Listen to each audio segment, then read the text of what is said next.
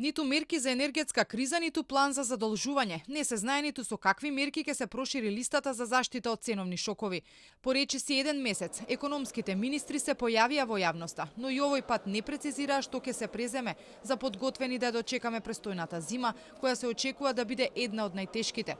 Вице-премиерот Бетики единствено вети дека ќе се прават строги контроли кај дрвата и пелетите, чии цени драстично пораснаа.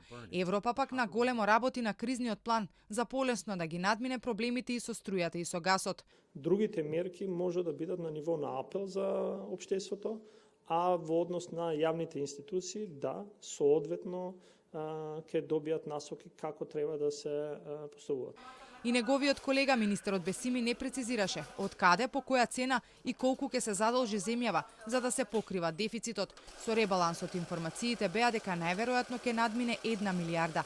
Но Бесими не кажува кога ќе се случи тоа и зошто толку се чека. Уверува само дека задолжувањето ќе биде по пониски камати од сегашните. Имаме план каде што би се задолжиле со кредити што ќе бидат испод, односно финансиски инструменти што ќе бидат испод тоа што во моментот е во пазарот од над 7,5 а и 8%, значи евроврзницата, која што минатата година беше 1,5. Сега правиме разни комбинации што експерти у финансии, па и владата и други се информираат, наоѓаме начин како товарот према буџетот да биде помал, а да ја постигнеме целта да ги финансираме сите потреби што се за буџетот за ова и наредните години. И додека властите во земјава уверуваат дека оваа зима рестрикции нема да има, Европа се подготвува за најлошото сценарио.